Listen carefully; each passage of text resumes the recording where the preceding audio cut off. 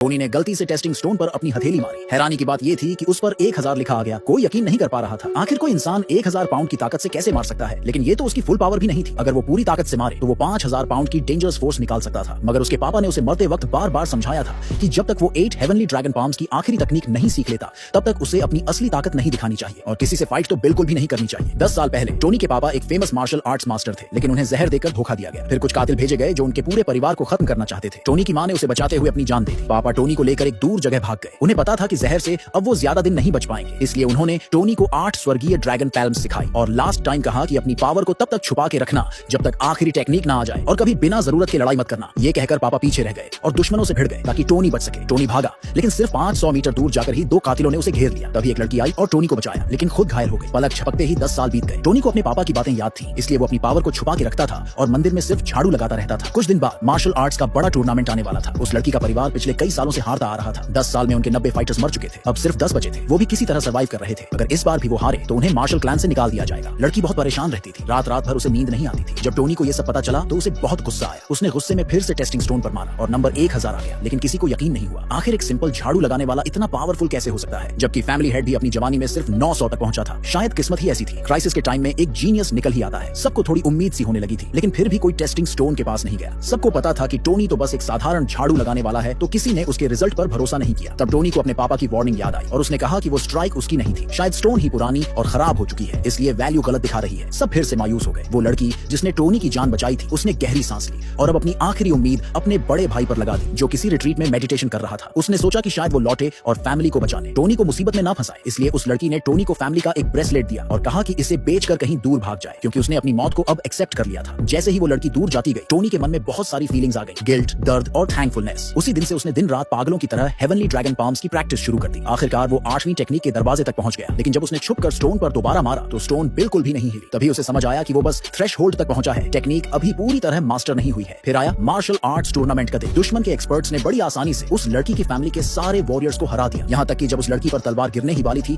तो उन्होंने उसे लात भी मारी। उसी लास्ट मोमेंट पर उसका बड़ा भाई जो मेडिटेशन में था फाइनली वहां आया। सबके चेहरे पर उम्मीद दिखी, लेकिन जैसे ही वो रिंग पर चढ़ा वो दुश्मन के सामने घुटनों पर बैठ गए और फैमिली की बुक्स और मेंबर लिस्ट दुश्मन को सौंप दी। तभी उस लड़की को रियलाइज हुआ कि जिस इंसान पर उसने सबसे ज्यादा भरोसा किया वो तो धोखेबाज निकला। उसने सबके गुस्से और गालियों की परवाह किए बिना ठंडी आवाज में कहा कि अब ये फैमिली खत्म होनी चाहिए और सबको दुश्मन के सामने घुटनों पर गिरकर जान की भीख मांगनी चाहिए। लेकिन फैमिली के लोगों ने मरना तो मंजूर किया पर घुटने टेकना नहीं। तब उस बड़े भाई ने खुद उन्हें मारना शुरू कर दिया ताकि बाकी को बचा सके। वो लड़की रोती हुई उसके सामने गिर पड़ी और रहम की भीख मांगने लगी, लेकिन उस गद्दार ने उसे बेइज्जत करने के लिए कहा कि सबके सामने अपने कपड़े उतार दे। उसी पल टोनी का सब्र टूट गया। उसने एक जबरदस्त किक मारी और उस धोखेबाज को हवा में उड़ा दिया।